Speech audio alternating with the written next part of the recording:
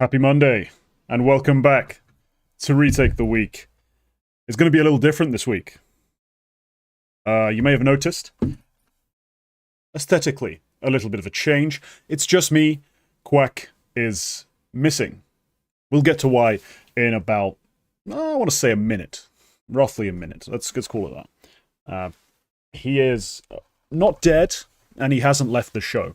So don't worry about that. Just going to put your minds at ease already. He's very much alive, and honestly doing probably better than all of us today, because he's going off on some kind of trip. But more importantly, let's fixate on what matters. ESL Pro League has come to an end, and we are about to enter, potentially, a Vitality era. We're not really sure. We're going to discuss, obviously, during the show. But just to throw things out there, for the live audience who actually do make it in, I will be reiterating this fact later, just in case you think I'm getting a bit monotonous. But essentially, I need chat to be my Quack. Doesn't necessarily mean I expect the content of the show to come from chat. It's just that I will be referring to it more often. I will be listening, checking in, seeing what's being said, just to figure out new topics, places to go, places I may have missed, because it's just me with a few notes and a bracket on my screen. There may be things I overlook, there may be things I don't think of that he would have, that he would bring up. So that's going to be a feature, I think, of this show. We're also going to be doing, quite interestingly, the Eternal Shuffle, Prospects of the Week, but small site retake, things like that, not going to be really very possible. It's just going to be me and whatever comes into my head, which I think will be fun. But alright, before we get into the full show. Oh, this is going to look awkward. This is going to be weird. I haven't prepped every slide that we usually use, so bear with. Members. Thank you. There we go. Yeah, that's what I thought might happen. There we go. Members are the ones who make this show possible. Without them, we probably still be doing the show, but it wouldn't be on Spotify. It wouldn't be as frequent, as regular. There'd be a lot of things going wrong, I assume. It wouldn't be the same. So thank you to the members for making this show what it is. I'm sure some of you may know that the members get access to the behind the scenes, which includes, we're now doing it live. So we do live behind the scenes. Members get to come in, get to chat, make suggestions, have a chat if they want to about anything. King's Core episodes, new episode coming in this week, which should be fun. So spoilers ahead of that. For the members, should have discussed this behind the scene as to who it is. But let's just say you definitely know this person. This isn't some tier 2 deep pull. This is an interesting conversation. It may not be the most technically, analytically CS heavy conversation I've ever done, but it certainly will be interesting, and it will be CS related. Don't worry. I've not just pulled out some random person. It's Counter-Strike stuff. Prospect demos as well, which are now currently be doing. We've been doing live streams again for that twice a week. Usually Tuesdays, Thursdays. I aim for 11 a.m. Sometimes it may be earlier if I get up real quick. Sometimes it may be later if I'm particularly sleepy. But yeah, that's the member perks. And there's more for more advanced members as well. But yeah, here we are. Let's get back to the main show, but also let's quickly find out why Quack decided to just go AFK. Happy Monday. I'm missing the show today because I'm going on a trip, but I still want to plug all my shit so I get more views and I get more famous and money. I put an interview out last week, which you can go watch at esportmedia.se. And I also put out a pilot episode for a Formula 1 podcast with XL, which is also on my Twitter, which you can find there. It's on YouTube. 2 days ago, I was at the Swedish National Championships, in the Swedish National Esports Championships. And I've done a lot of material. There's going to be a lot of interviews coming out. There's already one on Fragbite. I took a lot of pictures. You can see them on my Twitter. And there's going to be a lot more interviews in the week. And it's actually been really fun. So if you're interested in more like grassroots level CS, it was a really cool event. Like super cool event. The picks were awesome. And all the people were awesome. If you're interested in sort of a lower level LAN scene and you want to see what that's like over here, then check out my Twitter, check out the pics, check out the interviews. And yeah, enjoy the show. Yeah, I hope you have a lot of fun. T without me. I doubt it, but you know, Yeah, I'm gonna be in a fucking jacuzzi. That's what I'm gonna be doing. I'm gonna be absolutely chilling for 2 days. So yeah, have a good show and see you next week.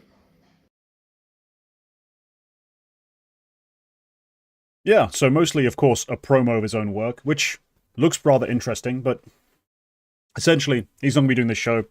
No need to worry about him, though. I'm sure he'll be fine.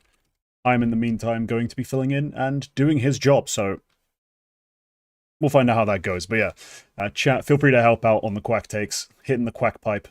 Much appreciated.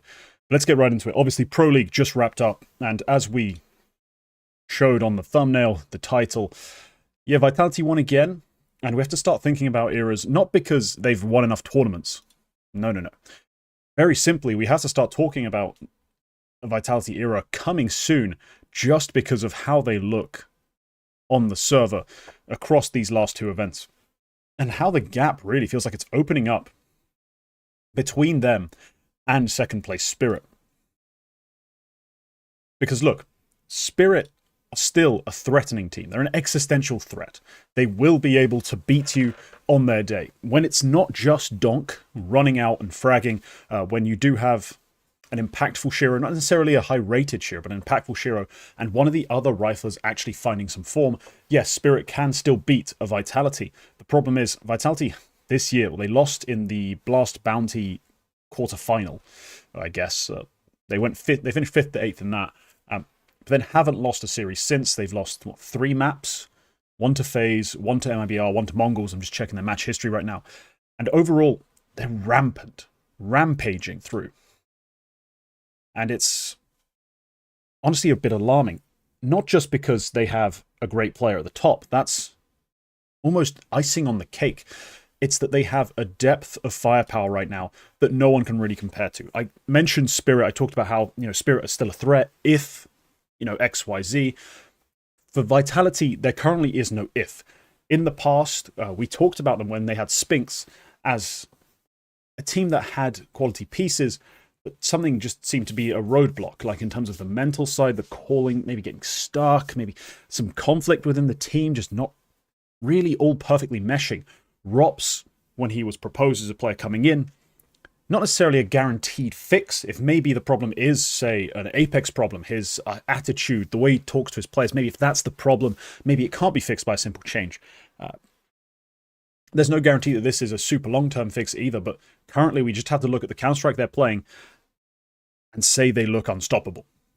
They have that top dog. ZywOo's doing everything I want my star AWPer rather to do. He's finding a good number of openings. He's trading well. He's closing out rounds. His firepower's off the charts. Not quite. We have had, honestly, 100 is the limit just because it'd be unfair to uncap firepower sometimes, I think. Just because Donk would be just diffing people at times. But it kind of has been, he's hit 100.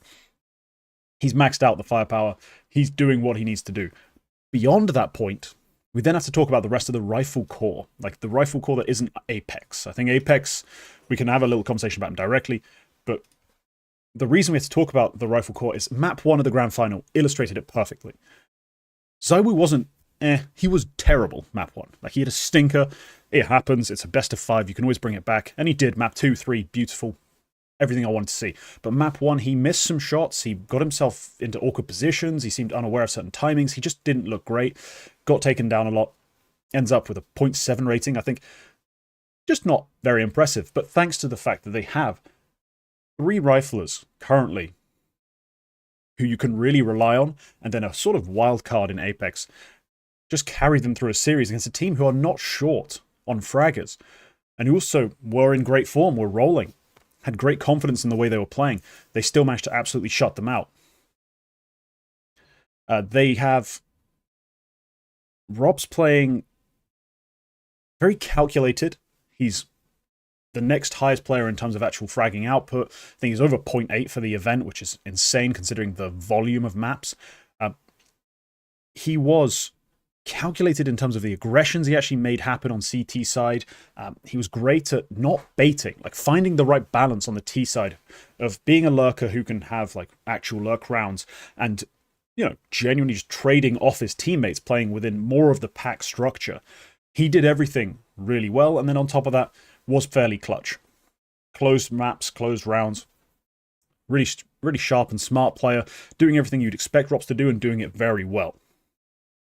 FlameZ for me was last year one of the more underrated players in the scene. In terms of his actual rating, his rating was under what you'd really expect in terms of relative to his impact for this team. On T side, hard entry, was finding a lot of impact back then, was carrying them through certain maps. Here, oh wow. His T side play is super impactful when it works in terms of just him finding his frags, but I had the number in front of me. I'm going to try and find it again. Over the course of his entry attempts, his opening attempts, through all of Pro League, he's either finding the kill or having a death traded in, I believe, like something like 25% of rounds, because half of his opening deaths were traded. He had 0.2, yeah, it was like 22 to 23% of rounds. He's either finding the kill or his death traded. Just pure opening play. It was the perfect counterweight to the Rops passive play that was working, because if that's all that's working, you're going to struggle. But FlameZ being aggressive, hitting his shots, and then being traded so well by Mezzy, by Apex at times, who was actually surprisingly not just hard dying all the time. It was really incredible to watch. It was the perfect 1-2 combo. And FlameZ himself, when he did hit his shots, they won the rounds. Like their win rate after his opening kills on T-side, I think was close to 90%. Quite often those were because it was an opening kill, then a multi. If he's getting the opening kill cleanly, he's going to frag again in the round with the space, the momentum. Yeah, FlameZ's so sharp, so strong. And Mezzy is the part of this team that often gets overlooked. I had this conversation on the double swing with Yuumi. Yuumi was like, comparing Mezzy to Perfecto from the Na'Vi era with Simple, Electronic, that monstrous roster that might have been goated had it not been for political problems. He has shown here again, he's able to put out the frags you'd expect from the 5th on an era level team. I mean, Perfecto famously actually didn't put up a lot of frags. It was often sub 0.6 in terms of his KPR.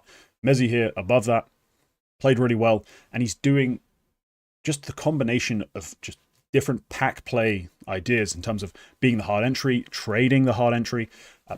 Occasionally you'll see him slightly lurking, and on the CT side had a number of really strong holds.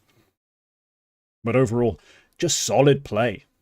Solid play from the Merry Man. So they needed all of that to win map 1, and then after that it was just, we've got it all. This is everything I might want. I have it. We're just going to roll through them. Apex frags out pretty nicely at this event. We'll see how that holds up, because whilst he is capable of being explosive, he's often just very risk tolerant in terms of the fights he's going to go take. He's willing to go and go and go. And his calling was on point. He often found the right bomb site. He changed the pace up correctly. He did a lot of things I liked. I'm just going to have to put a sort of tempering down on all this excitement just to wrap up my Vitality section. They didn't play anyone in the top 5 at this event. This event was also in studio. So it's a bit of a weird event to get super excited about. I don't think Pro League, I'm just going to address chat, I don't think it should die necessarily. I just think it's the fact that we have Pro League and it's called Pro League is just becoming redundant. Pro League could still exist and could still be a part of our scene. It just currently, the way it's being run is it's being run like a regular event. Pretty much. Which is the problem. That's the part that's honestly making it seem redundant, is that it's just doing another event under a different name. If it was still like teams playing online maps in a big league throughout the course of the year, there was still space for that in our calendar, it would still be fun. I don't think we'd have a problem with it. It's just, yeah, it's being run as a regular event. And I'm going to be honest, I'm talking myself into agreeing with your point. I'm listening to myself. It does sound like I'm just agreeing with your point. It might actually be not necessarily time to die, but time to rethink how it's placed in our calendar. It shouldn't just be a regular event. Now, obviously, the finalists Vitality triumphed over were Mous. And Mous, it's strange. This does feel like a honeymoon of sorts, in that they're not playing a style I think will sustain itself. Oh wait, I've just skipped my entire... Sorry, I need to go back to Vitality. This is why I need a co-host who can actually keep me on topic. I need to go back to Vitality. I was supposed to put a down point. Just a down point on Vitality. Yeah, so there didn't be any top 5 teams at through this run to the title. Sure, they did at Katowice, but this title by itself doesn't mean that much. They also in the grand final, I don't think particularly tested by a Mous who didn't play like in a super challenging way on Nuke and Inferno. Like Vitality tried stuff, got away with it over and over and over again, which is kind of the problem. Like Mous played into G2, not famous for their ability to strat and anti-strat, and even then, they were close to losing Ancient off the back of m0NESY having a great series overall, and then Ancient just goes wrong in the last second for G2, and it's a nice matchup for them. They go into the Spirit game and just weirdly win on Nuke. Like I didn't really expect them to win Nuke with how it was going, but then they just roll through that T side. I'm like, what the hell? A Spirit just incapable of matching them. And yeah, Donk has an absolute nightmare. I don't know. There was something weird about that Nuke. The energy was off. Because then Spirit make the comeback on the T side. And yeah, we end up on Ancient. And it's another slow Donk map. I don't feel like Mous did something special to beat them. I feel like they just came in, played a very simple game style, focusing on that point man of Xerxen with, I don't know what it is about Torji, but he's just come alive since they've made this change with Spinks, in terms of not his T-side changing shape, or like a lot of the problems I had with it before still exist, where when he's got an AWP out, he's not as active, he's not doing the things that make him so effective on the CT side. But he's trading well. Like when he does get involved, he's still trading very nicely, and on the rifles, he's got good positional awareness, so he's in the right places. But that Ancient map, yeah, Xerxen just rolls through Spirit. They play off the back of him, and that's it. So coming into the final, I've not seen Mous tactically do anything super special. They're playing a rather simplified game, and I was surprised they even managed to pose a problem on map 1, let alone, didn't expect them really to win any maps. And Dust 2, they're helped out massively by some ZywOo whiffs outright. It's not a fun time for Vitality. That ZywOo normally whiffing a bunch of shots is not a fun time. But Mous, unable to capitalize, the rifle players come to play. Nuke and Inferno, just not worth talking about. Absolutely rolled through them. So I think Vitality got a bit of a layup event here. We'll address, should probably exist as its own topic in a minute. So I think Vitality did get a nice matchup in the grand final. They didn't really have to play anyone too tough on the way through either. I mean, Mongols gave them a match. Mongols gave them a scare, to be honest, in terms of taking it to map 3. But once the map 3 started, it looked over. Yeah, the only player who really showed up in any meaningful way was that map 2 Techno performance. That was the last vestige of that Na'Vi play. I think there's hope for Mongols to have this sort of run go a bit deeper in the future. But for now, their Na'Vi victory was too fire dependent, like just firepower dependent. On Mirage especially, they were so firepower dependent. Everything just looked like it was working out for Na'Vi until Mongols took the aim fights, and all of a sudden, damn, it's over. 3vx, 2vx, hell, even in even situations where Na'Vi were in the right spots, they just got out-fragged. So, yeah, I'm not sure about the Mongols' run being super legit. Flamesy, again, outperforming ZywOo, because Flamesy's a god. But that's kind of the problem. Vitality's run, not that impressive. 2-0ing Liquid. Is anyone really a big fan of Liquid? And here we are.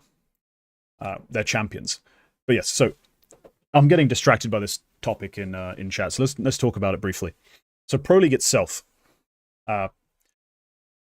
it does want to be like a chill event with more teams involved, and like it's in concept historically, I didn't mind that. The fact that you will bring in essentially the tier 1.5 teams into top tier play, you get to see them actually test themselves against the best. That was great. They then went this sort of jogging bottoms and I don't give a shit approach, which I found really uninteresting to watch and listen to, but I still didn't mind the play side of it. Now that through Valve regulation, we've ended up with this weird 3-stage system where we essentially don't get the majority of the tier 2 teams or tier 1.5 teams actually playing any maps against the best teams because they've got to get through a bracket of each other first. Might be good for the average game's quality, but it's kind of killed the concept for me in terms of what I kind of enjoyed about it. So I'm not a big fan of that. Replacing it with just a regular event, which is what basically this has turned into, has kind of killed some of the allure. And then the way the casting was done, or has been done for a while now, just makes it difficult to take seriously. And now that it's got a serious event format, yeah, we're struggling conceptually, and we're struggling in terms of actually putting out a unique, convincing product. It's supposed to be like this flagship, like, changing of the way that things are done. Like, we have our Colognes, we have our Katowices, but then we have our Pro League, like this sort of jewel that's supposed to be different, and it's just ugly right now. I'm not a big fan of it. I don't think it needs to be destroyed entirely. I still think the Pro League brand can be strong if it's done as a league, if it's done, you know, how we've talked about, or how I brought up earlier, if it's still done in the old system with an actual league play, where we do have all the lower level teams getting a chance, a shot at the better teams, just to see what they're made of. Sure, it might lead to some less convincing top 8 sort of playoff brackets. You may not get basically just the best teams and Liquid.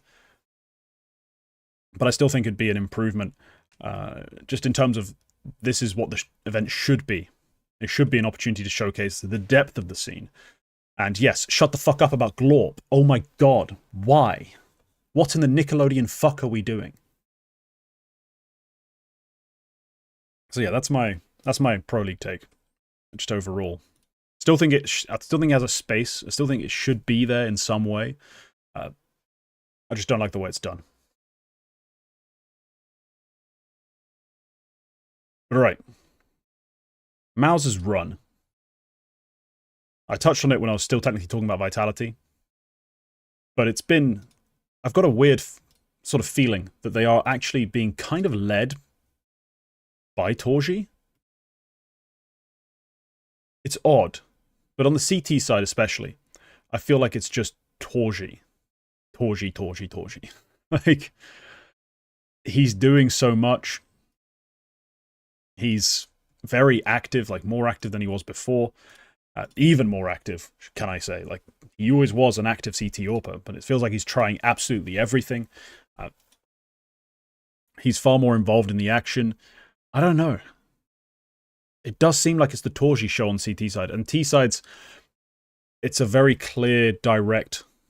Not necessarily like... I believe Yumi described it as up-tempo. Like, they've increased tempo. And I don't think they've changed the tempo that much overall. Like, they've not put the pedal to the metal explicitly playing fast early. But in terms of simplifying the game plan, grouping up and playing off of this point man insertion, that seems to me the big change in approach. It's going more directly behind Xertion, playing off of his entries, and playing the trading game off of that. If you looked at the trading numbers, I think for the event, the number of trade kills this team had, and I'm pretty sure the main player being traded, yeah, is going to be Xertion. I think Brolan's the other one. Yeah, I'm just trying to recollect. Yeah, that pack was so effective. And Jimmy was less lurker now that we've got... I think it's partially because Spinks is now involved. But yeah, it felt like there was less lurking going on and more pack trading work. Or essentially like a split double pack where you got one entry in Brolan, you got one entry in Xertion, and depending on the times of the map or the place on the map, you may have different players being traded by different players, but it was still a very trade-heavy idea, is essentially what I'm getting at here. And it was Yeah, clean CS at times, like really nicely played out CS. Nothing revolutionary in terms of the ideas, as I said, on the T side especially. CT play, sure, Torgy could get creative, but T side play, very simple. Play off Xertion, do what we do well, use our numbers. And the fact that they have a deep rifle pool now, huge part of that. There isn't a weak rifler really left on the team. We didn't have outstanding numbers for them across the entire event. But to me, that doesn't really matter. What matters is in the key moments, did they hit their shots? And they did. Judging Brolan as an IGL, I think, is still pending, I think. I don't really think they have that great a depth, and I think they were just able to catch teams like Spirit off guard by playing simple in their face CS. It's effective, the way they played, and maybe he deserves some credit for buying in, being able to execute that. But we'll see how it goes, because it does feel a bit honeymoon-like. As much as it does also feel like they found the right combination of players for themselves, in terms of Spinks fitting in so far. So far, so good, from his perspective. I am worried about, in the coming weeks, in the next few events, how they're going to look. Is it going to be able to be maintained, or will it just fall apart? Once teams realize what it is they're kind of going for, the way they're going to play, it might just be a rapid downfall off the back of it. So I am kind of worried about that. Yeah, shout out to Twist for beating Na'Vi in the Blast. Yeah, occasionally the new IGL just gets one over. This might be their run. Hell, if it does end up working longer term than that, I'd be happy for them. Still a big Torchy fan. The fact that he was stronger on T side this event was promising. It's just the way they played.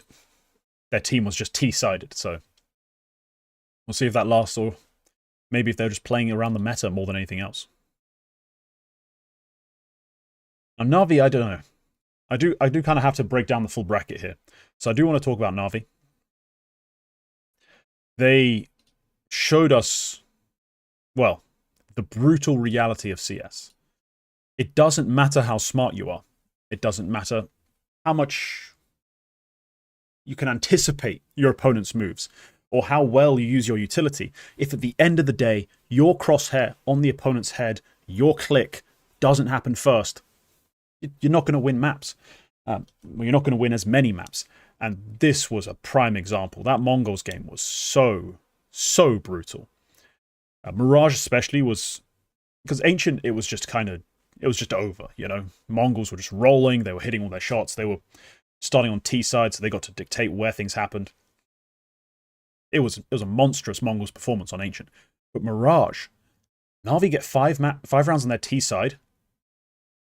Honestly, they should have had more if it wasn't for some ridiculous, moments from the Mongols. But that T side then after the Mongols, it's just like, it's just fragging. It was so bad. Yeah. Na'Vi take map control so well on mid, and then they, start scaling up in various places.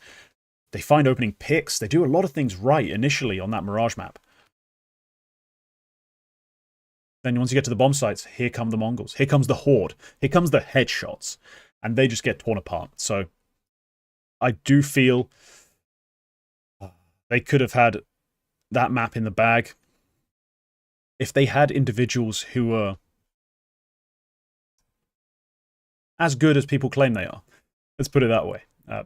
Absolutely nothing out of JL for this, maybe not event, but at least this series. Let me check. How was he for the entire event? Yeah, a 110 event. Not bad. Not brilliant. Solid. But yeah, wonderful subpar, despite being actually strong in the Mongol series. I do remember he had a few heroic rifle rounds, especially on Ancient. Just there was nothing going on. He grabbed a rifle. He's a strong rifler. But his AWP was fairly quiet. Irma, nowhere to be found. And only Bit really had, across this entire event, a decent rating. But if you check, as always with Bit, there are these problems, these big lows. And that's usually where they end up losing. If JL isn't having a Copenhagen-esque MVP dragging my team to the title like level of play, and Bit is sub 1.0. No one on this team is winning you the map. No one. I'm sorry. It's just so rare that we see someone else actually go and win a map for this roster. And Bit was, well, his thing is hitting headshots. Mongols just outdid him in that series. JL wasn't there. They lost convincingly. And the worries for me keep going. They keep coming.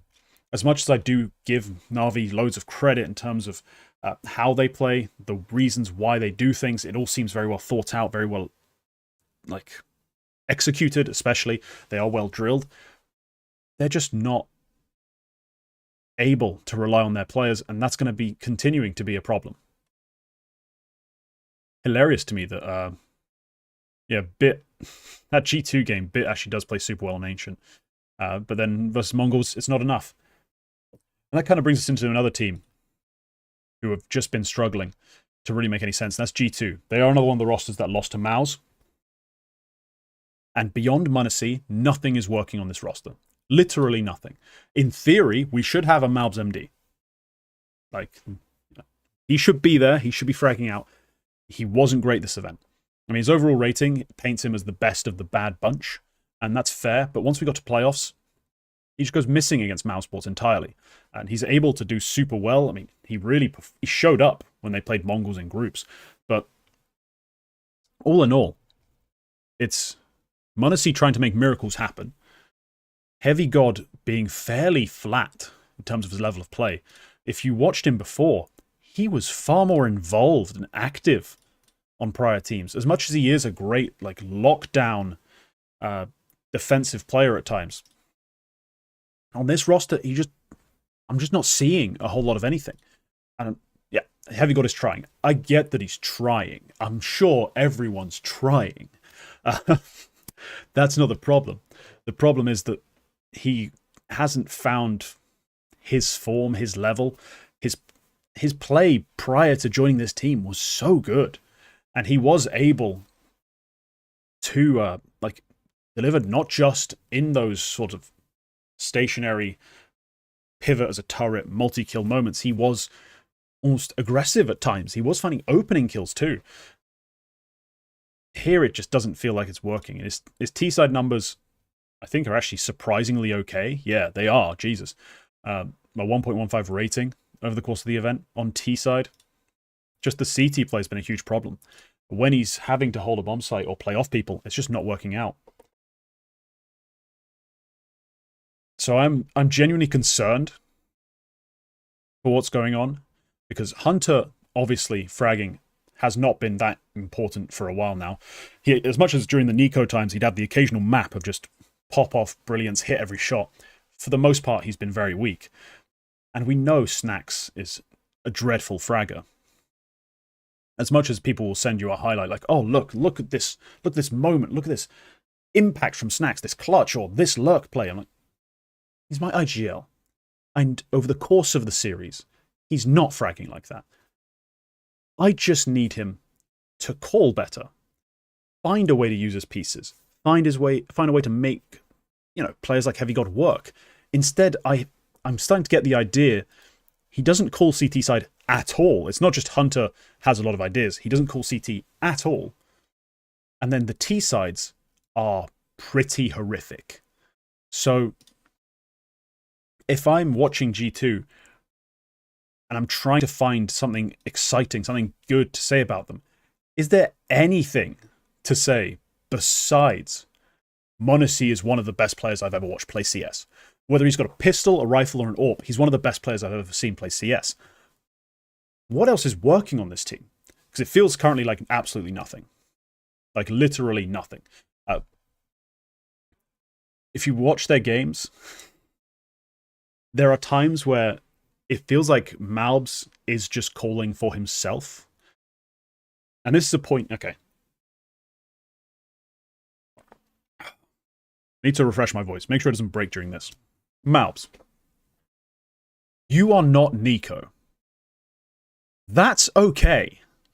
Just for reference, the number of riflers who play nothing like Nico, or who have found identities without trying to be Nico, without trying to be the literal multi-tool, do-it-all wizard that Nico has been throughout his career, that he evolved into, because he starts out relatively hard entry, on phase. I mean, he's always had a vocal side to him. You know, he was kind of almost IGLing Nico, Nico Sports, rather, that Mous Sports team.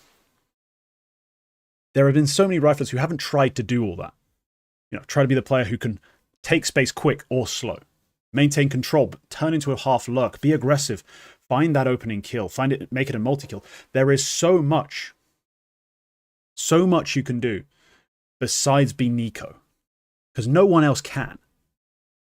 So him trying to, it seems, call his own number, make plays, try to adjust the pace that he tries to play out, like try to do these little things, it just leads to a lot of silly deaths in my eyes. And yeah, he was tilting, you're right. He did a massive number of things like well in terms of this event, in terms of fragging on T side. There's no doubt about it. But it's just not working out overall. And his CT play just wasn't strong at all. So I feel like he's taking too many risks, trying to be someone else. My final point was the number of players who have been entry riflers or aggressive riflers on major winning teams who aren't Nico far surpasses the number of players on major winning teams who are Nico, because he hasn't won one. You can have an insanely productive career without trying to emulate his play. So I'm just praying, bring it back to basics, just be Mous MD. I think for me, like the way I visualize this player, with his skill set, with his ability to just take 100 opening fights and never lose belief, despite dying, maybe not even being traded properly. I see him as like, there's this rugby player who used to be called the Chiropractor as his nickname. I can't remember his real name. I think a Samoan player. I think he played in that blue. Someone correct me, I'm sure there's someone who knows rugby just about, a bit better than me, who was just famous for hitting hard and taking hits and just smashing into people. That's my vision of Mous MD. And that's an incredibly important piece on a great team. Currently, he's trying to be someone else, and I just don't think it's going to work out long term. Short term, it's looking a bit rough. I want him to change up, just return to being himself. And then we can think about how to fill the Nico void in this roster, which I'm sure is going to require more roster changes than just this one. But yeah, that's the state of G2 right now. Calling, prep, not there. Players, besides m0NESY and, Mous on T side occasionally, not really there either. We're in an ugly old pickle. And we need to immediately address this problem. They've had opportunities in the past to make leadership changes. We'll see if they go for that now. The intimation or the implication by a lot of things said publicly is almost that Hunter might end up being this team's IGL in the future. That horrifies me. Truly, it horrifies me. So we'll see.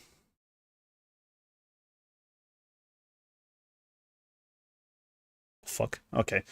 Just getting random DMs about nonsense. Yeah. G2 state, kind of ugly. I'm going to take a pause on the Pro League talk. I'll go back to it, but I feel like just breaking it up with something else. So let's talk about the Eternal Shuffle quickly. Let's go. We're doing a mid-show Eternal Shuffle just to change the topic.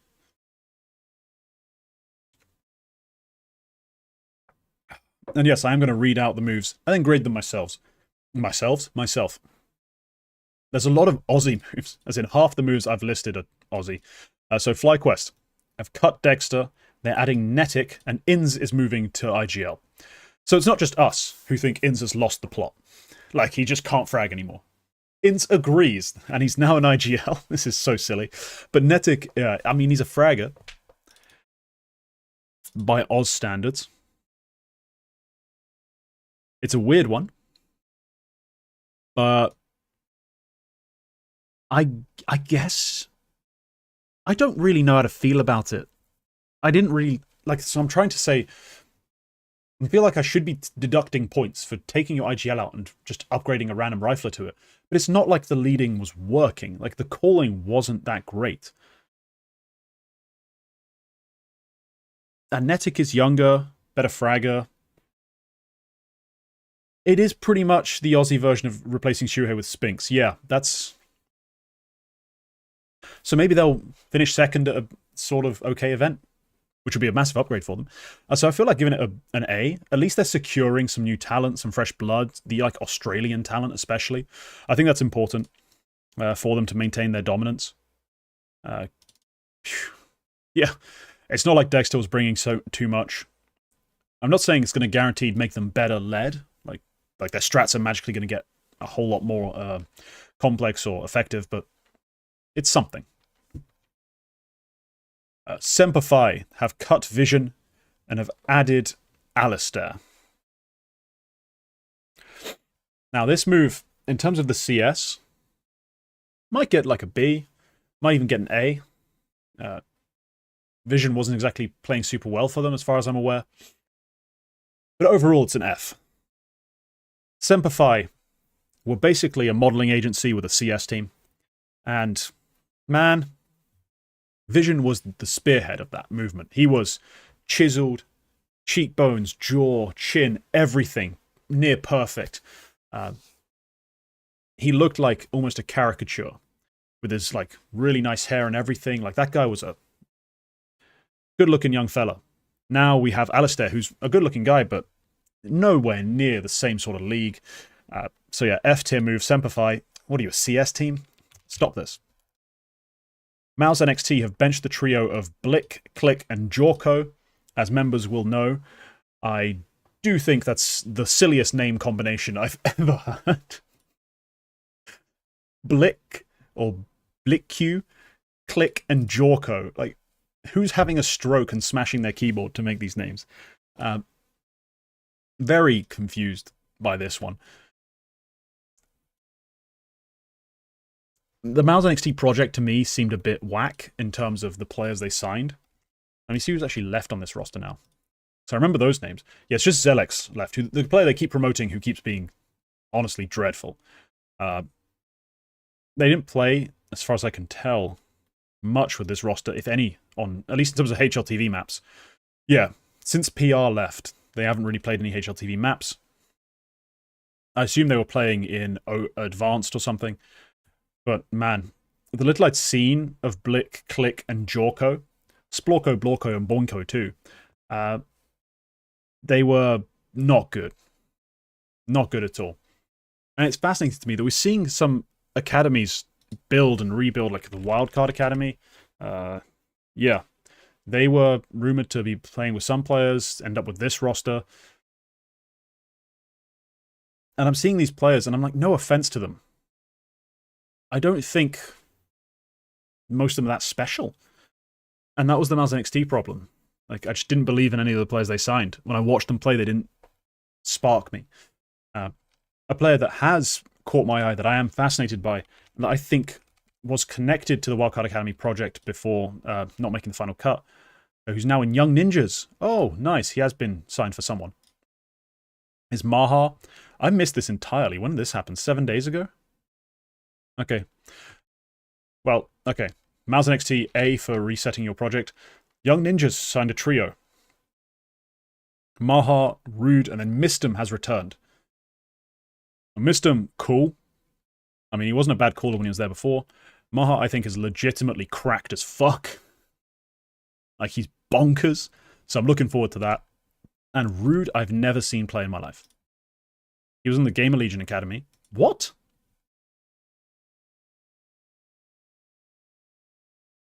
Oh, it's this team. No, I never watched them play. Okay. Yeah, so I don't really have much of a read on Rude. Or Rud. Rude? Rud? Either way. So, I mean, aside from him having a better haircut now than the old haircut he had on the Gamer Legion Academy days, I don't really have much to say. So, we'll see. There's still Joe Cab here. Blue Phoenix as well. And Blue Phoenix doesn't move me, but Joe Cab's a solid player. Overall, might be something. I think for signing my boy, who I've been rooting for a while. Young Ninjas, or NIP in this case, you do get a B+. Hopefully that one works out. Finally, Cal have cut Smet and have added Stinix, which is one of those moves that happens that typically you just kind of shrug at. It feels like two random Russian-speaking players have just been switched out on a Russian-speaking team. Like, what is there to say? Well, for me, there's a little bit to say. This is probably an upgrade with how Stinix has been playing since he joined, but also how Smet was playing before he left. Smet wasn't doing a whole lot of anything, and I'm not going to say, like, I'm glad he's gone. Like, I don't feel that sort of vindictive rage against him for no good reason. It's just, he wasn't playing that well. Amcal, been playing a decently strong game. I mean, they've not been exactly soaring up the rankings, but Molodoy's here playing super well. AW and Kalash, they have rounds. I mean, their overall ratings have plummeted. But Stinix, 6 maps. It's only a qualifier run, but they did qualify for PGL Astana close quali, so that's important. Stinix played well in that run, so all things considered, I think they've done a good job here. I'll give them an A- provisionally, because we've not had much time. Okay, back to Pro League. There's still many teams that need addressing. We've talked about Vitality and Mous. We've talked about the Mongols. We talked about Na'Vi. I think we need to talk about Spirit. What is going on here? Now, for some reason, this is never popular, but I'd be happy to cut Zontix. Actually, in chat, do we have any Zontix defenders? This is your chance. Tell me why I should be a Zontix believer. Because I don't think mechanically he's that sharp. I don't think his read of the game makes up for it. I think he's positionally solid. Like, he's not a terrible, like, off-point player. Like, he's not a terrible player overall. He can play off of his teammates fairly well. It's just, I need more for this roster to actually go and challenge Vitality consistently, rather than just prey on a Magic sort of fluke run like we did in Shanghai to go win tough games. So look, in Shanghai, I'm pretty sure they do lose that event if Magix doesn't pop off in the way he does. That phase final was fairly close, and besides Magix, no one else is even close to a 1.0 rating. So they might have been screwed entirely, if not for that fluke. That ridiculous performance, that ridiculous overperformance from Magix in the semi-final too. So Zontix defenders, tell me why he should be kept. Because he's never the guy having that fluke, is he? Like, he's never that guy popping off.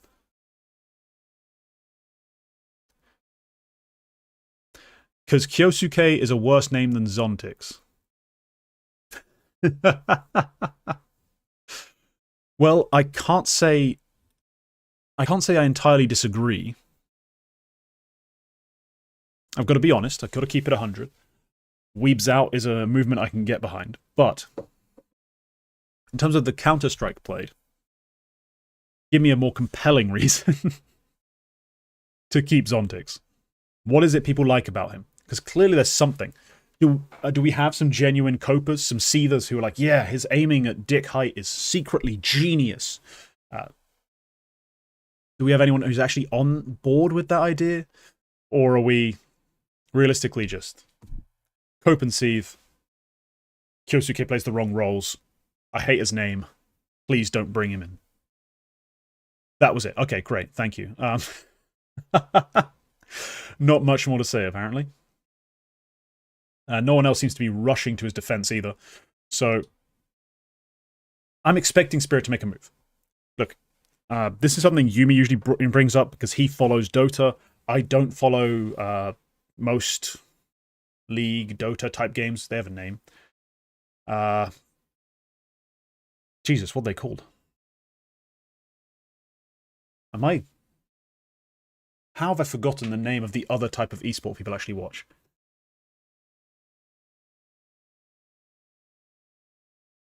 Wow. This is where having Quack usually helps. MOBA, thank you. Bloody hell. Multiplayer online battle arenas. Yes. I don't watch MOBAs. I don't find top-down games compelling, so I don't play them. Top-down real-time games. I like a good game of Civ, stuff like that, but I'm not a big MOBA guy. But apparently in that space, Spirit are notoriously ruthless for making the right move when it's opportune for them, rather than being particularly nice and buddy-buddy with their players. Like, they're very happy to make the right move. Apparently they gave their team a leeway, like a window after they won a major, though. But generally they were still happy to go make the move. So I don't think it's impossible that we see Kyosuke promoted to the right, to the top roster, to the top squad. Sending Zontix to Deadlock, who says no? Probably only Zontix, honestly. Probably only Zontix. So, yeah, so far, no one's found a good reason to keep him on this team. That's all there is to it. I'm just worried. Because as much as I do think there's a valid case to make for wanting to cut Magix, especially if you want to cut Magix, move Zontix into Magix roles, bring Kyosuke in. There's not really much else I think can be changed. That makes a lot of sense. Taking a risk on an IGL shift, I'm not a big Chopper hater, really, so I don't know about that. But it does feel like Spirit, they were supposed to dominate early in the calendar because Vitality weren't supposed to be so good so quickly. It's also up in the air whether Vitality would be so good so quickly. But it does feel like we've already hit the point where it's like the donk win con isn't enough. Shiro, the numbers always look good. But is he actually winning you games? That's the question. Oftentimes it doesn't feel like he is. And then we are kind of stuck in the same boat of just Zontix or Magix, who goes? Let's see some ideas in chat. Perfecto for Magix.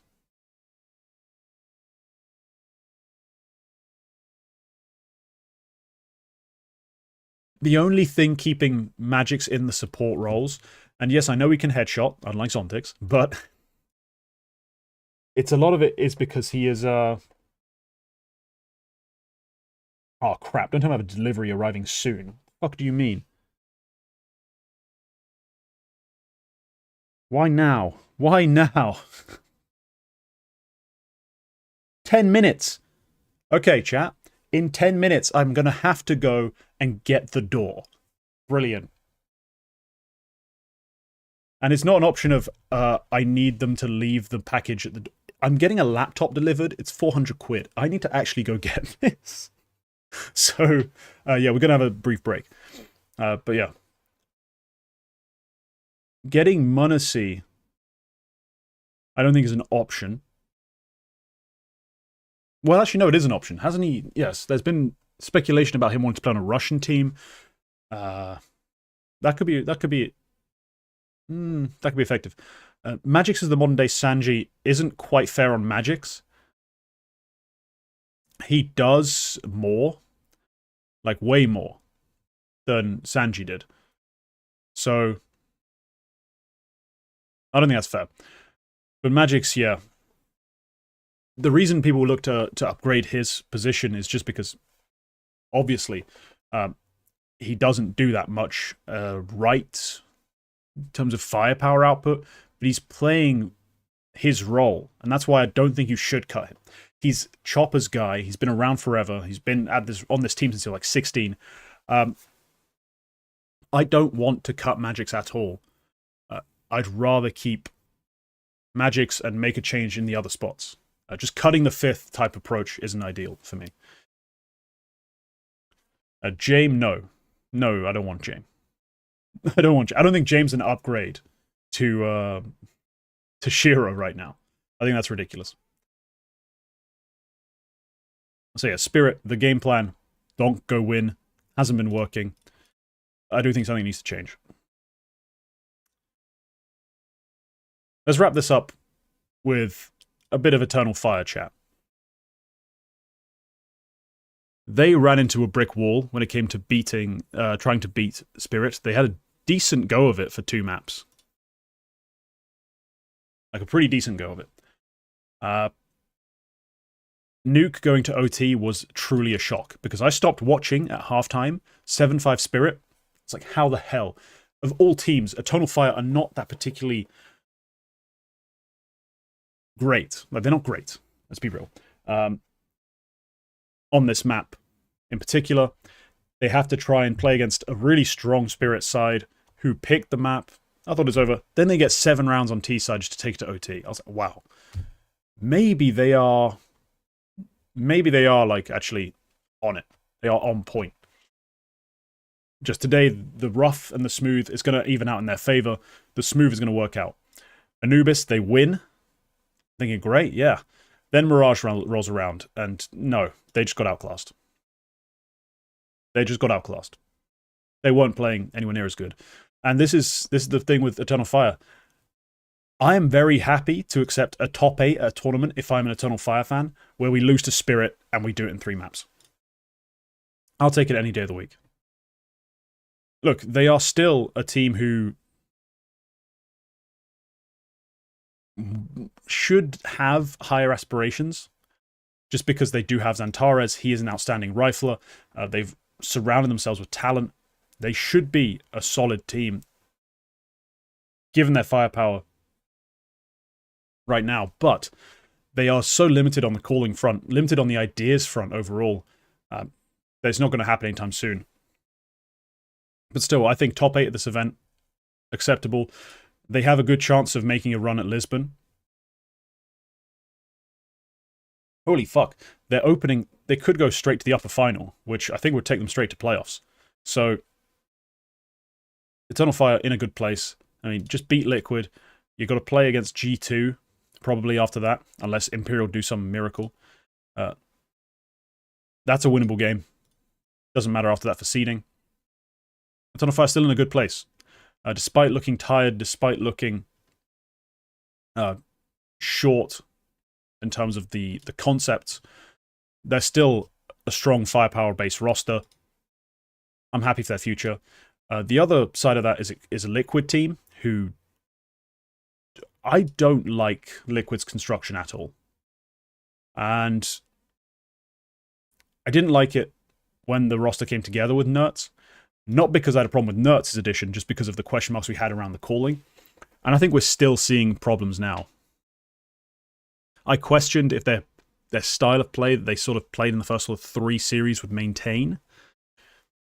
And in the end, they edged their way through. They made it through 3-2. At that point, they were 2-1. So you'd think kind of, yeah, that's all right. That's fair. That's fine. But their loss to Vitality, no one showed up. In terms of going toe-to-toe with them.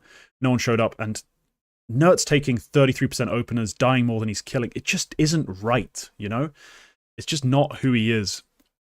I think they need to seriously consider the Shuhei option, people consider the nuclear option and the Hooksy option, because currently they're one of the few teams in the scene who are CT-sided. Their T-sides just aren't working out. So I'm begging them to please go find themselves an IGL. Because this hasn't been it. Considering who Nertz is as a player, their inability to win Ancient at this event, shocking. Really bad. He's such a good Ancient player. The fact that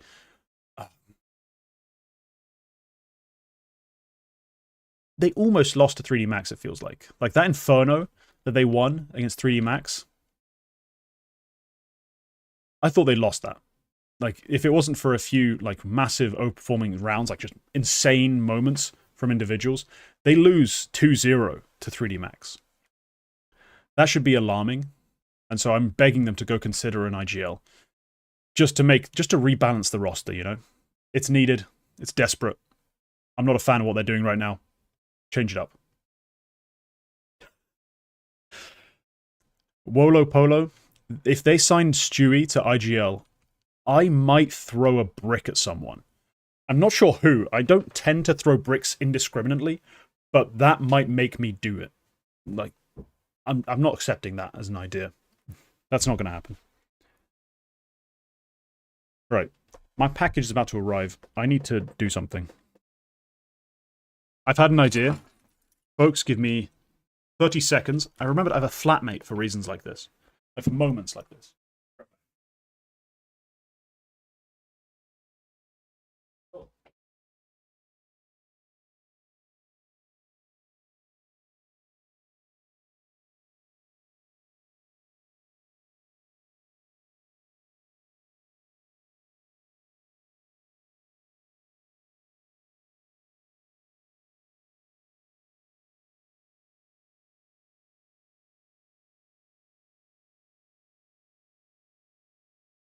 Problem solved. Right. Waro 2K, great suggestion again. No.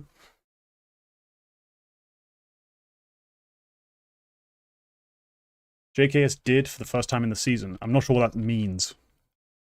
If you mean did okay, then yes, actually that's fair. Yes, you did do okay. Like, yeah, the package hasn't yet arrived. I've just set things up so that I don't have to collect it. Yeah, sorry to my flatmate. I'm sure Curse of the Dead Gods, pretty fun game. This is slightly more important. So, yeah. Please take care of that. But no, I do think JKS had an okay map or two. Yeah, he was the best performing player on against the Vitality team that just rolled them. But it's still just not working out, so I would cut JKS. NAF had a particularly shocking event, which is always a surprise. Yeah, awful NAF event. Bit of a blip in that sense, but that's weird. Yeah, okay. I was looking at the numbers, thinking, but he played really well when I watched him. I only watched Liquid play Eternal Fire. That's the only series I watched in full that wasn't the Vitality game, where they just got wrecked. Like 13-9, 13-9 is generous to them. It's flattering. But yeah, I watched the Liquid Eternal Fire matches, so I was like, NAF played terribly? It's like, oh, he did in all the games I didn't watch, pretty much. So okay, fair enough. But that's not a usual thing for NAF to do, like completely fall off a cliff. Even if the team's losing, he's usually able to find his frags, have his moments. So I'm rather disappointed in that, but it's not the key point of focus, I think. Because even with this level from NAF, with twist hitting shots, Ultimate was hot. You should be able to find a way to get nerds involved and win these sorts of series. So yeah, that's essentially the Pro League wrap-up in terms of the playoffs. I'm now going to open the floor. This is going to be an episode of it's going to be like, if anyone ever watched it, who's actually still watching my channel, CSGO All Chat. We're kind of going to do that. You guys can make points, takes. I'm going to just respond to them. Pro League related, preferably. I'm not going to start answering random questions, but it's just the fact that I have no one else here to suggest things, to come up with topics. Quack is missing. So if you have any Pro League takes, feel free to put them in chat. I'm going to address them. Or, yeah, break them down. Boost them up. I want to see what you guys have to say about this, because you are my Quack proxy today. Be fascinated to see if anyone has any pre-playoff takes as well. Because that opening, sort of group stage was interesting. Na'Vi played Train for the first time. Oh, yeah, they did. Who did they play it against again? Hang on. Was it was early on, wasn't it?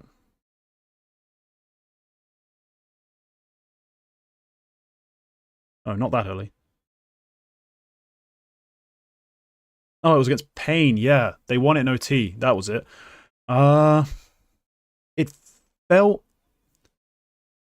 Yeah, so what I expected to work did work. As in, I thought they'd have a good idea of how Wonderful should play. And yeah, Wonderful had a really good map. But overall, they clearly aren't yet tuned into it, and I think they should be. As much as it has been a map they've avoided, I do think it's a map they should try to include, because in terms of their very structured approach to the game, the way they want to set up specific players on specific fights, That mostly, I mean, sure, most of the benefit is going to be for Wonderful. They're going to have great places for him to play, lines for him to walk into, to hold. They're going to have a great understanding of how to play with him. But there's also places you can set up, like a guy like Immer, who usually goes for his sort of semi-lurk plays. JL gets a bit of freedom to play make, because there is some rotation available. There is a bit of chaos that can still be thrown into that map. And Bit, I think there's a few spots he can play where he can almost turret, take medium to long range fights that he's just better at than most players at this level, which is part of his skill. So I think they should try to play more Train. I think it'll suit their specific players. Navi can now play all maps, just not well. That's a funny point. Honestly, not quite true. They are still a very good Mirage team. But funny. I'll give you that. Funny. They are disappointing on a lot of maps. There are a lot of maps they play kind of flat against the best. Their Ancient against Mongols was horrific. But prior to that, against G2, they beat G2 2-0. Their Ancient looked fine. And they stopped, the Mous MD train from running them over. So I think they still have a depth of map pool that's fairly impressive. They still have great prep, great utility usage, execution, timing, all that stuff. And I think Train should be a map they throw into their pool. I do think it's a map they should throw into their pool. Probably play a little less Inferno. Not really like their Inferno. We'll see, though. Right. Anything else? Because Na'Vi, yeah. That is essentially my take on the Train situation. I do think it's a map they should approach. Should consider taking on. We'll see if they play any more of it at Blast. I wouldn't be surprised if they're forced to, as if it comes through a veto or two. But, yeah. Right. Let's close out the show. Screw it, it's just me. An hour is still a lot. Prospects of the week. My pick is Molodoi. Big shock, I know. I never pick Molodoi. It's so different. It's so quirky. It's so new. But look, they haven't played great opponents this week. They made it through the open quali for PGL Astana, I think it is. Let's go to the events page. It is. They also played a bit of Pro League, Advanced, sorry. But all week he's at like a 0.9 KPR. Outstandingly impactful. For those of you who are members, you'll have watched me watch him for the last 2 prospect demo sessions. You'll have seen my frustration at certain things in terms of the way he's used on the T side. Just because it's not a frustration that he's never used properly or never involved in the action or never going for fights. It's that when he does, he's so good and so impactful that I'm frustrated at watching him do nothing on certain rounds or just throwing a flashbang or two, then like, oh, there's a smoke. Can't go through it, can't go over it, can't go around it. I can't do anything. No, you can pop it, you can go for stuff. You can push the smoke at bottom mid on Ancient. They play a lot of Ancient. You can actually go make plays. And when he does make plays, he is a phenomenal talent. On the AWP, hits almost every shot. Strong rifle play. A little bit messy, here and there. But all in all, an actual monster. Mechanically, going to be one of the best players in the world at some point soon. Pistol play also very, very strong. I'm going to be honest. There's not much he does poorly. Not much he does poorly. So, huge fan of Molodoi. Wishing to see more of him. And hopefully, yeah, we'll see him on a top team eventually. Quack here, who is not here, has decided to pick Nut Nut because the name Nut Nut is funny. Nut Nut on Ecstatic. Very productive week. I mean, they played a lot of maps, including they played against Ents. He's able to actually have a pop-off map against them despite the loss. Yeah, they've not won every game they've played, but he's played well almost the entire way through. Solid rifle player, in the classic Danish mold in terms of tier 2 rifle players. Just does the fundamental stuff pretty well. And on top of that, he's actually probably a little bit sharper than a lot of the guys you've seen come through. Players like your Nixons, like your Anlele. Anlele's a rifler, right? I'm thinking of the right guy. Yeah, like Towson. the tier 2 riflers who just do the right thing, but not necessarily that strong of a rifler. I think he's a little bit sharper than them. I don't have him quite on my elite tier, like super exciting, but he is strong. Had a strong week, and that's Quack's pick. But all right, that's the show. Hope you enjoyed. If you did, leave a like, leave a comment. I mean, if you're listening on Spotify, sup. I'll see you next week, hopefully with Quack. I don't know when he's back. He should be back next week. But all right, yeah. We'll see you next week. Goodbye.